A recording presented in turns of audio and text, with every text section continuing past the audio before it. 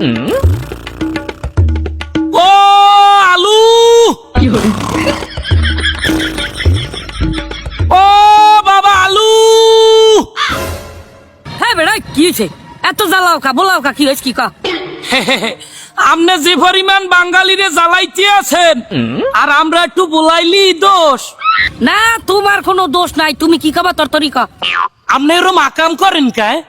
এবারে কি রাকাম করছি আই? মুই কি তোর বল লাগে বড় কি করছি? তবে ও আকাম না, আপনার মাসুক্কা সেতলেন কা? আবার কয় সেতলেন কা? এবারে কি রুম সেতছি আই? কিরকম চাচ্ছেন হেইয়া?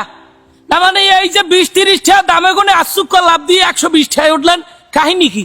আচ্ছা এ ডৌয়েলারের ভোগ দুর্নইতে মুই সেতলি তোকে সহিমা যার কেউ সহি দাওরা কে আবার সেতলে কেডা? কে তোগো চোখ দুইটাই দেখি দেহ না, তোগো চোখ দুইটাই বাজে না।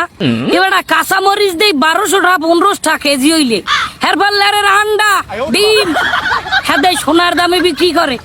এই এরবার লেরের পেঁয়াজ, হে পেঁয়াজ দি হিরো আলমের নাম জোবাই জোবাই সাথে, হ্যাঁ তোগো চোখ দুইটাই বাজে না।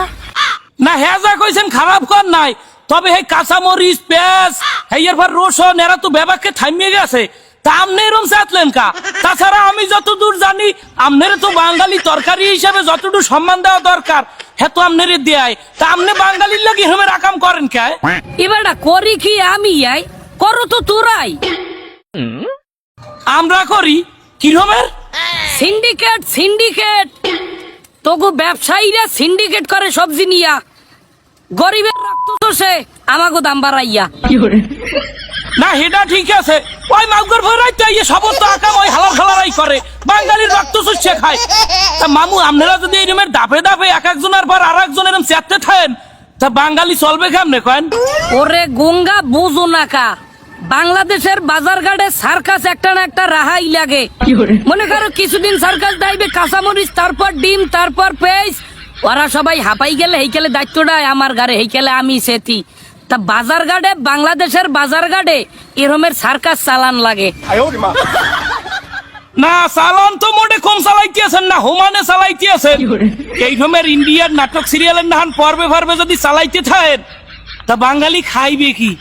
তোরা ঘাস খাওয়ার প্র্যাকটিস কর, গরু ছাগলের নাম ঘাস পাতা বটবৃক্ষ তরুলতা খাওয়ার প্র্যাকটিস কর। কারণ বাংলাদেশের বাজার ঘাটের যে অবস্থা, দ্রব্যমূল্যের যে অবস্থা, অতি দ্রুত যদি ঘাস লতা পাতা খাওয়ার প্র্যাকটিস না করো তাইলে একদিন খাবারের অভাবে তোরা দুর্ভিক্ষে পড়বি, তোরা হুটকি হয়ে যাবি হুটকি। না এছাড়া তো আর কোন উপায় দেখিও না, ঘাস লতা পাতা তরুলতা খাওয়া চাইতে মানে হ্যাঁ খাওয়া ছাড়া অন্য কোনো উপায় তো এখন আর বাঙালিদের নাই। আমরা সবজি, এই যে সবজি কাঁচামাল যে পরিমাণ সার্কাস দেখান হাতে তো ঘাস পাতা খাওয়া ছাড়া আর কোনো উপায় নাই। বাবাটা হেইয়া কর যাইয়া হেইয়া করার মূল লাগে মেথাইতে হবি না, দাম আবার কমে গেলে হেই খেলে আবার তোকে লাগে দেখা হইবে নে। আল্লাহ হাফেজ, আল্লাহ হাফেজ, আমি আবার ঘুমাবো।